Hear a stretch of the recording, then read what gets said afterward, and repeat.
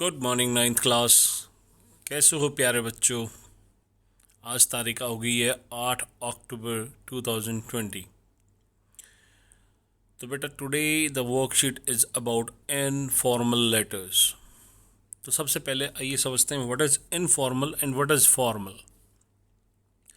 बेटा जहाँ फॉर्मेलिटीज़ होती हैं, जैसे आप ऑफिस में हैं, आप अपने किसी सीनियर को, किसी बॉस को, किसी अधिकारी को लेटर लिख रहे हैं, तो those all would be formal letters.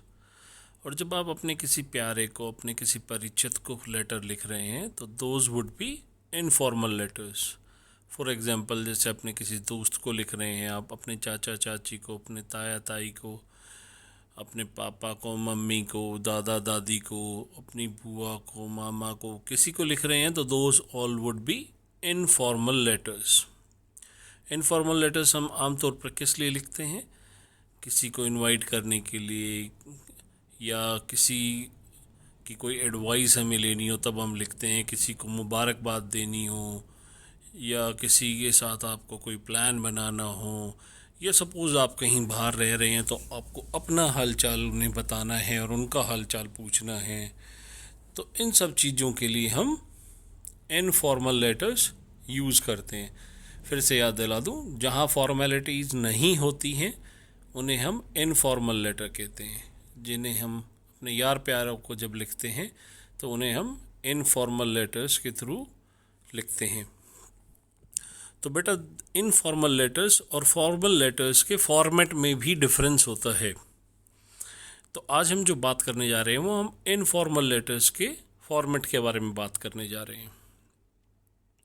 तो पहले हम इसका फॉर्मेट समझेंगे, उसके बाद जो वर्कशीट आपकी दी गई है उसे हम सॉल्व करने का अटेम्प्ट करेंगे।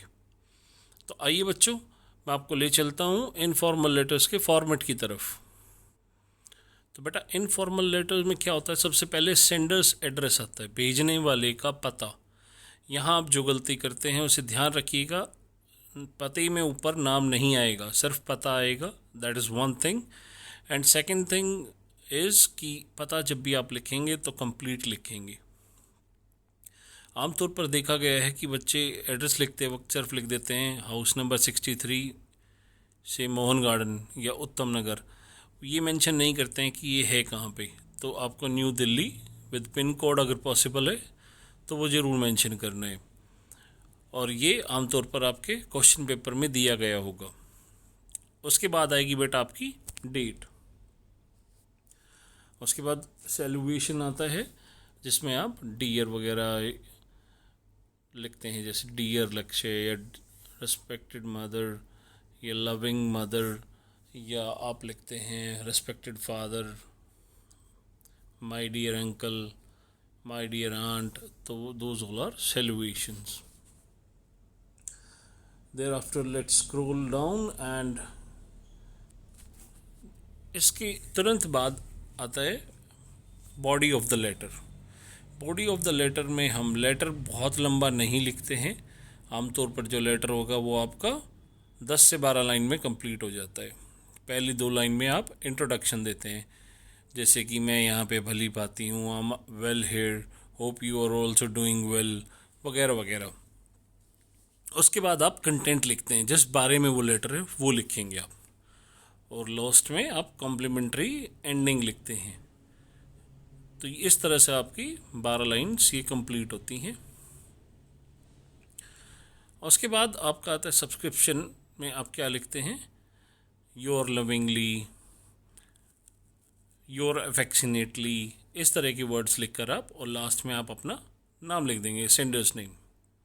तो बेटा सेंडर्स नेम आपने गौर किया ऊपर नहीं आएगा, नीचे आएगा, और जब नीचे आ रहा है तो इसलिए ऊपर आने की कोई आवश्यकता नहीं है। तो इसे ध्यान में रखते हुए आप इस फॉर्मेट को ध्यान रखेंगे।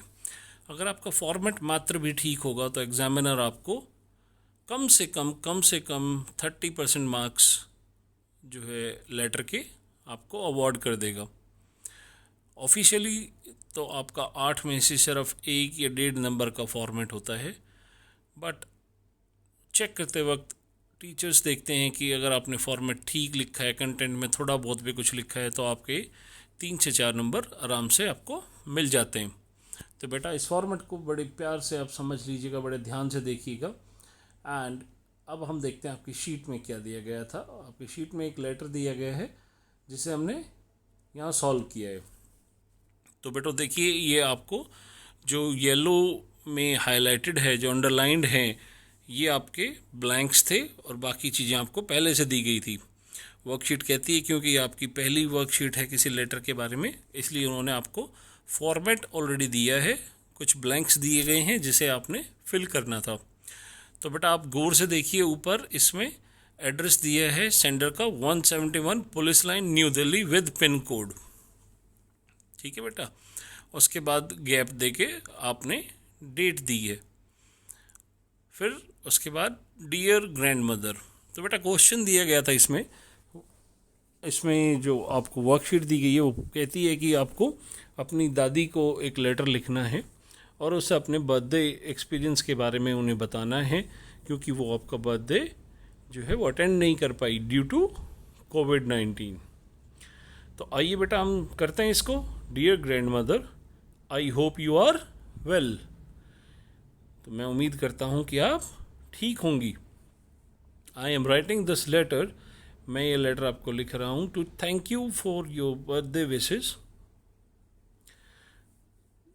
क्योंकि आपने मेरे को मेरे जन्मदिन पर विश किया था, मैं उसके लिए आपको धन्यवाद देना चाहता हूँ। और साथ साथ and to share with you about my birthday celebration, और आपके साथ में अपने बर्थडे सेलिब्रेशन के बारे में जो मेरा एक्सपीरियंस था वो आपके साथ शेयर करना चाहता हूँ। I really enjoyed my first virtual birthday party. मैंने सच में अपनी जो पहली वर्चुअल बर्थडे पार्टी थी वो बहुत ही अच्छे से सेलिब्रेट की और मुझे इसमें बहुत मज़ा आया। We even baked a cake at home, हमने घर पर एक केक भी बेक किया। And invited all my friends virtually over a Zoom call for cake cutting, और सभी दोस्तों को मैंने वर्चुअली इन्वाइट किया केक काटते वक्त, क्योंकि कोविड-19 का समय है बच्चों, तो पार्टीज़ में हमें लोगों को इन्वाइट ज़्यादा नहीं करना है। तो हमने क्या किया है, वर्चुअली सबको बुलाया था। The best part of the party was, और हमारी पार्टी का जो बेस्ट पार्ट था, हम ये क्वेश्चन में कहा गया है कि अपनी दादी को आप बताएं जो वो जानना चाहती हैं पार्टी के बारे में, और फिर जो बेस्ट पार्ट था उसके बारे में हमने बताया है। What was it, my mother's dance on her favourite songs, जो मेरी माँ ने डांस किया अपने पसंदीदा गानों पर, वो बहुत ही अच्छा था। We click lots of pictures together, और हम लोगों ने साथ में बहुत सारी पिक्चरें भी क्लिक की, वो मैं आपको, I am sending some photographs with this letter, मैं आपको इस लेटर के साथ कुछ फ़ोटो भी भेज रहा हूँ।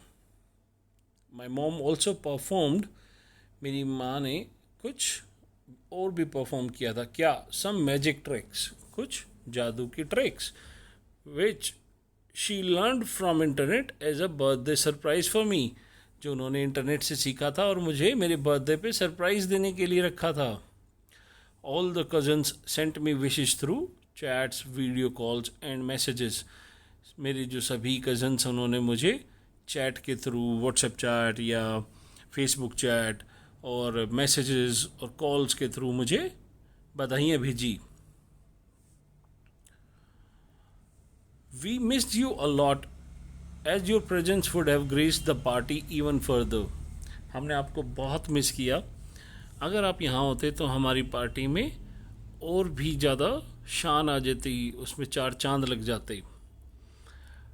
I will visit you during my winter vacations, मैं जल्दी ही आपको विजिट करूँगा अपनी सर्दियों की छुट्टियों के दौरान। Give my regards to grandfather and see you soon, दादाजी को भी मेरा प्रणाम देना और मैं आपसे जल्दी मिलता हूँ। योर लविंगली राजेश, आपका प्यारा राजेश।